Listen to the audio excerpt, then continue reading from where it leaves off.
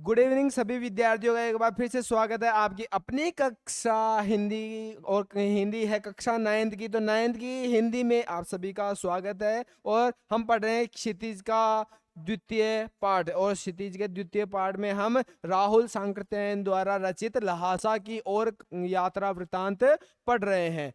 हमने पिछले सत्र में बातचीत की थी कि राहुल सांकृत्यायन जो है अपनी यात्रा करने के लिए तिब्बत की राजधानी लहासा की तरफ गए थे, और लहासा में भारत से जाने का कोई सीधा रास्ता नहीं था, तो वो नेपाल से घूम के तिब्बत गए थे। और वहां पर जो है तिब्बत में भी जाने के लिए जो है साधारण वेश में उनको नहीं जाने दिया जाएगा, इसलिए उन्होंने एक विशेष वेशभूषा धारण की और एक भिकमंगे का रूप धारण करके और फिर तिब्बत की ओर अपनी यात्रा प्रारंभ कर दी। अब वहां से कहां कहां पर गए और क्या क्या उन्होंने किया, क्या क्या चीजें देखी, किस प्रकार से उन्होंने वर्णन किया है, वो बड़ा ही रोचक और मजेदार है।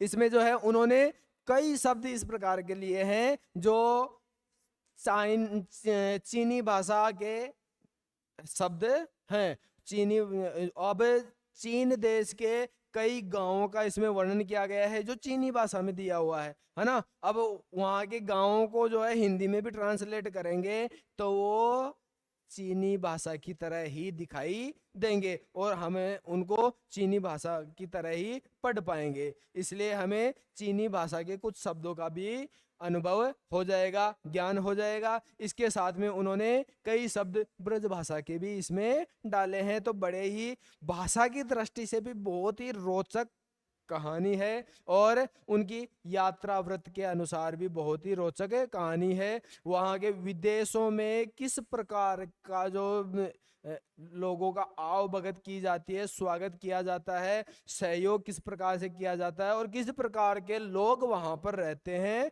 उसका वर्णन अच्छी तरह भली प्रकार से किया गया है। ऊंची पहाड़ियों पर और सुनसान इलाके में किस प्रकार के लोग रहते हैं और किस प्रकार से अपनी सुरक्षा करने के लिए किस प्रकार के हथियार रखते हैं, उसका भी बहुत ही सुंदर और रोचक वर्णन इसमें किया गया है। हमारे राहुल सांकृत्यायन जो है 2 गांव पार करके तीसरे गांव की तरफ बढ़ गए थे, और वहां पर एक मैदान में एक छोटी सी पहाड़ी वहां पर उन्होंने देखी थी। उस पहाड़ी के बारे में आज हमें बातचीत करेंगे। तो चलिए उस पहाड़ी के पास में हमें दौड़ के पहुंच जाते हैं। ये है ये तिंगरी का विशाल मैदान है, और इसको जो है किस नाम से जाना जाता है? तिंगरी समाधि गिरी या तिंगरी समाधि पहाड़ी। ठीक है, चलिए आगे बढ़ाते हैं अपने पाठ को। अब हम तिंगरी के विशाल मैदान में थे जो पहाड़ों से घिरा हुआ था, मतलब चारों तरफ क्या थे? चारों तरफ थे पहाड़, ऊंचे ऊंचे ऐसे। हाँ, इस प्रकार से पहाड़ थे चारों तरफ, और बीच में था सूरज बन गया है तो सूरजमुखी का फूल। हाँ, बीच में क्या बन था? एक विशाल मैदान था। इसमें भी क्या था? जिसमें दूर एक छोटी सी पहाड़ी मैदान के भीतर दिखाई दे रही थी। इस प्रकार की पहाड़ी मान लो, ठीक है, इस मैदान के बीच में इस प्रकार की पहाड़ी दिखाई दे रही थी। उसी पहाड़ी का नाम है तिंगरी समाधि गिरी। आसपास के गांव में भी सुमति के कितने ही यजमान थे। कपड़े की पतली पतली चीरी बत्तियों के गंडे खत्म नहीं हो सकते थे, क्योंकि बोध गया से लाए कपड़े के खत्म हो जाने पर किसी कपड़े से बोध गया का गंडा बना लेते थे। वह अपने यजमानों के पास जाना चाहते थे। मैंने सोचा यह तो हफ्ता भर उधर ही लगा देंगे। देखो उनके पास क्या था? पतली पतली चीरी बत्तियों के गंडे। ठीक है, खत्म नहीं हो रहे थे क्योंकि वो कहां से लाए गए थे? बोध गया से। और कपड़े से बनाए गए थे। ठीक है, बोध गया का गंडा बना लेते थे। वह अपने यजमानों के पास जाना चाहते थे। मैंने सोचा यह तो हफ्ता भर उधर ही लगा देंगे। मैंने उनसे कहा कि जिस गांव में ठहरना हो उसमें भले ही गंडे बांट दो। कागज के पैम्पलेट मान लो, चाहे कपड़े के पैम्पलेट मान लो, कागज के मान लो, कागज के पंपलेट लेके आए थे वो बोध गया से और उनको वहां पर बांट रहे थे। तो क्या कहा कि चाहे तुम किसी भी गांव गांव में बांट दो, मगर आसपास के गांव में मत जाओ, इसके लिए मैं तुम्हें लहासा पहुंचकर रुपए दे दूंगा। सुमति ने स्वीकार किया। दूसरे दिन हमने भरिया ढूंढने की कोशिश की लेकिन कोई ना मिला। सवेरे ही चल दिए होते तो अच्छा था, लेकिन अब 10-11 बजे की तेज धूप में चलना पड़ रहा था। तिब्बत की धूप भी बहुत कड़ी मालूम होती। तिब्बत की धूप जो है बहुत ही ज्यादा तेज होती है। ठीक है, तो कड़ी मालूम होती है। यद्यपि थोड़े से भी मोटे कपड़े से सिर को ढांक ले तो गर्मी खत्म हो जाती है। आप 2 बजे सूरज की ओर मुंह करके चल रहे हैं। ललाट धूप से जल रहा है और पीछे का कंधा बर्फ हो रहा है। फिर सॉरी, पीछे, नीचे का नहीं, पीछे का। नीचे कौन सा कंधा आ गया यहाँ? पीछे का कंधा। ठीक है, पीछे का कंधा बर्फ हो रहा है। फिर हमने पीठ पर अपनी अपनी चीजें लादी, डंडा हाथ में लिया और चल पड़े। यद्यपि सुमति के परिचित तिंगरी में भी थे। अरे हर जगह ही परिचित बहुत बना रखा है भाई ये सुमति। हैं, क्या चक्कर है? कहीं वहीं का तो नहीं है कोई आदमी? वहीं का होगा, है ना, तभी उसके इतने सारे परिचित मिल रहे हैं। तो इसके परिचित जो है तिंगरी में भी बहुत सारे थे, लेकिन वह एक और यजमान से मिलना चाहते थे, इसलिए आदमी मिलने का बहाना कर शेखर विहार की ओर चलने के लिए कहा। अब आगे कहाँ जाएंगे? कहाँ जाएंगे? शेखर विहार, क्योंकि तिंगरी पहुंच गए। तिंगरी पहुंचने के बाद तिंगरी में भी उसके जानकार यजमान थे, है ना, लेकिन उसको किसी दूसरे आदमी के यहाँ रुकना था, दूसरे आदमी से मिलना था, है ना, और वो रहता था शेखर विहार में। तो उसने बहाना बना लिया और शेखर विहार की ओर रवाना हो गए और बोल दिया कि चलो शेखर विहार चलते हैं।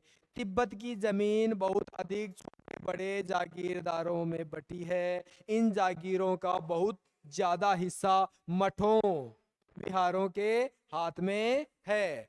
अपनी अपनी जागीर में हर एक जागीरदार कुछ खेती खुद भी कराता है, जिसके लिए मजदूर बेगार में मिल जाते हैं। खेती का इंतजाम देखने के लिए वहाँ कोई भिक्षु भेजा जाता है, जो जागीर के आदमियों के लिए राजा से कम नहीं होता। शेखर की खेती के मुखिया भिक्षु क्या है, नम से बड़े भद्र पुरुष थे। ये शेखर की खेती करने वाले जो मुखिया हैं उनको क्या कहते हैं? भिक्षु या नम से। शेखर की खेती वाले जो जमीन है उसके मुखिया को क्या बोलते हैं? भिक्षु या नम से। और बहुत ही सज्जन लोग थे, मतलब दूसरों को आए गए का आदर करते थे। वह बहुत प्रेम से मिले, हालांकि उस वक्त मेरा भेष ऐसा नहीं था कि उन्हें कुछ भी ख्याल करना चाहिए था। यहाँ एक अच्छा मंदिर था जिसमें कंजूर, क्या थे? कंजूर, बुद्ध वचन अनुवाद करने वाले, ठीक है, कि हस्तलिखित 103 पोथियां रखी हुई थी। क्या थे? कंजूर। कंजूर क्या होते हैं? हाँ, पोथियां। किसकी पोथियां? बुद्ध वचन अनुवाद की पोथियां, जिनको क्या बोलते हैं? कंजूर, जिसमें बुद्ध के बारे में लिखा हुआ था। ठीक है, तो बुद्ध के बारे में लिखी हुई पोथियों को क्या कहते हैं? कंजूर कहते हैं। ठीक है, कितनी पोथियां रखी हुई थी? 103 पोथियां यहां पर रखी हुई थी। मेरा आसन भी वहीं लगा। वह बड़े मोटे कागज पर अच्छे अक्षरों में लिखी हुई थी। एक एक पोथी 15-15 शेर से कम नहीं थी। शेर का मतलब है किलो। शेर का मतलब किलो। एक एक पोथी जो है 15-15 किलो की थी। कितने किलो की? 15 किलो की। सुमति ने फिर आसपास अपने यजमानों के पास जाने के बारे में पूछा। मैं अब पुस्तकों के भीतर था, इसलिए मैंने उन्हें जाने के लिए कह दिया। दूसरे दिन वह गए। मैंने समझा था 2-3 दिन लगेंगे, लेकिन वह उसी दिन दोपहर बाद चले आए। तिंगरी गांव वहां से बहुत दूर नहीं था। हमने अपना अपना सामान पीठ पर उठाया और भिक्षु नाम से विदाई लेकर चल पड़े। किससे विदाई ली? भिक्षु नाम से। खेत, जिस खेत के मालिक होते हैं ना, उस खेत के मालिक से उन्होंने विदाई ले ली और वहां से चल पड़े। अब ये थोंगला के पहले के आखिरी गांव पहुंचने पर भिखमंगे के वेश में होने के बावजूद लेखक को ठहरने के लिए उचित स्थान मिला, जबकि दूसरी यात्रा के समय भद्र वेश में भी उन्हें उचित स्थान नहीं दिला। क्यों? देखो, थोंगला तक कैसे गए थे? ना, भिखारी भिखारी भिखारी के रूम में गए थे। लेकिन वहां पर उन्होंने चाय पी, लोगों को चाय का सामान दिया, चाय बना के दी, रहने की भी जगह दी, चाहे साइड में छोटी सी कुटिया ही दी हो, लेकिन रहने के लिए जगह भी दी। लेकिन बाद में वो सज्जन पुरुष और पैसे वाले जेंटलमैन बन के घोड़े पे बैठ के गए थे, तो भी आगे जो है उनको रहने की व्यवस्था नहीं मिली। क्यों?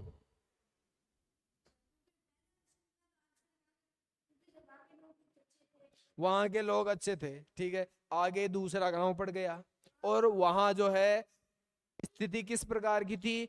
स्थिति डरावनी वीरान। मेन था डाकुओं का खतरा।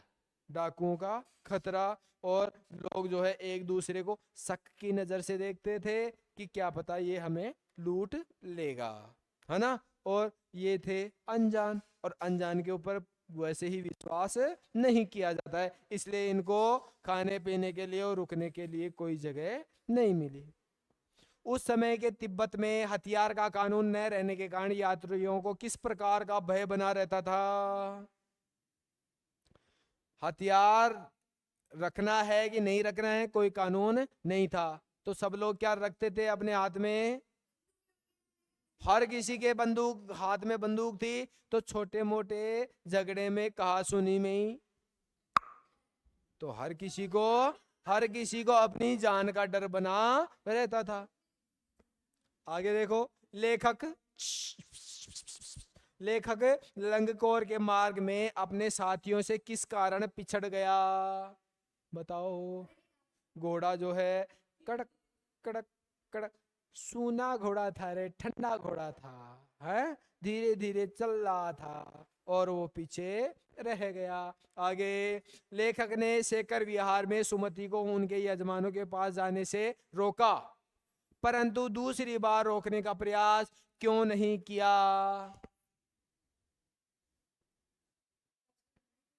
अभी पढ़ा था हमने, अभी पढ़ा था कि पहले तो रोक लिया, फिर बाद में उसको क्या मिल गए? ये 5-5 शेर के ग्रंथ मिल गए, तो उसकी इच्छा थी कि मैं इनको पढ़ूंगा और कि तुम जाओ, इसलिए उनको अनुमति दे दी। और वो इन ग्रंथों को पढ़ना चाहता था, देखना चाहता था, समझना चाहता था, हाँ, इसलिए उसको टाइम चाहिए था। और वो जिद कर रहे थे जाने की, तो इसलिए उनको जाने की आज्ञा दे दी। हाँ, ठीक है। तैरना नहीं था, मिलना था केवल। नहीं तो तैरना होता तो दूसरे दिन आता, लेकिन वो तो उसी दिन दोपहर में आ गया। और ये सोचा था कि 2-3 दिन लगाएंगे, जाने दो। चलो आगे।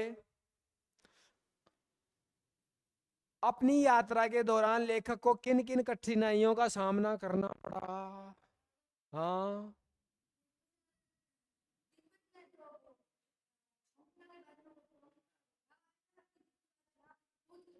हाँ, एक तो वहां पर समस्या आई। हाँ, ढाल ढाल वाला एरिया था, वहां पर फिसल कर गिरने का डर था। दूसरा, तिब्बत में जो है बहुत दोपहर के टाइम पे जो चल रहे थे तो क्या था, सामने की तरफ इधर मुंह करके, सूर्य की तरफ मुंह करके चल रहे थे तो सामने से खोपड़ा जले। हाँ, ठीक है, मुंह पर धूप आए तो सामने से तो जल रहे हैं, और पीछे का जो हिस्सा है वो ठंडा हो रहा है, तो मतलब सूरज की तरफ देखो तो गर्मी, पीछे देखो तो ठंड, तो दोनों तरफ से परेशान, पीछे से ठंडी लग रही है और सामने से गर्मी लग रही है। आगे चलो। अपनी यात्रा के दौरान लेखक को कठिनाइयों का सामना करना पड़ा, वो हमने बात कर ली। प्रस्तुत यात्रा वृत्तांत के आधार पर बताइए कि उस समय का तिब्बती समाज कैसा था।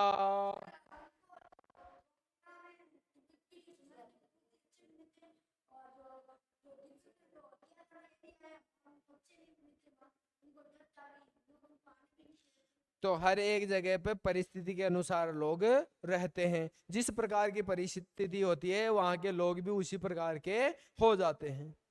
चलिए आगे। अब अब पुस्तकों के भीतर था, है कि नहीं, पुस्तकों के भीतर नीचे दिए गए विकल्पों में से कौन सा इस विकल्प का अर्थ है। लेखक पुस्तकें पढ़ने में रम गया, लेखक पुस्तकों की शेल्फ के भीतर चला गया, लेखक के चारों ओर पुस्तकें ही थी, पुस्तक में लेखक का परिचय और चित्र छपा था। इसका मतलब क्या है, अब मैं पुस्तकों में था, पुस्तकों के भीतर था, मतलब पुस्तकें पढ़ने लग गया था, लेखक पुस्तकें पढ़ने में रम गया था। आ गई समझ में, लेखक पुस्तकें पढ़ने में रम गया था। अब कौन क्या बोला कि हाँ जाओ जाओ जाओ, क्यों, वो तो उसका तो ध्यान किधर आ गया, पुस्तकों में। ठीक है, चलिए आज की कक्षा में बस इतना ही। कल फिर कुछ नया चैप्टर लेकर आपके सामने प्रस्तुत होंगे, इसी समय फिर से मुलाकात कर होगी। तब तक के लिए धन्यवाद। जय हिंद, जय भारत।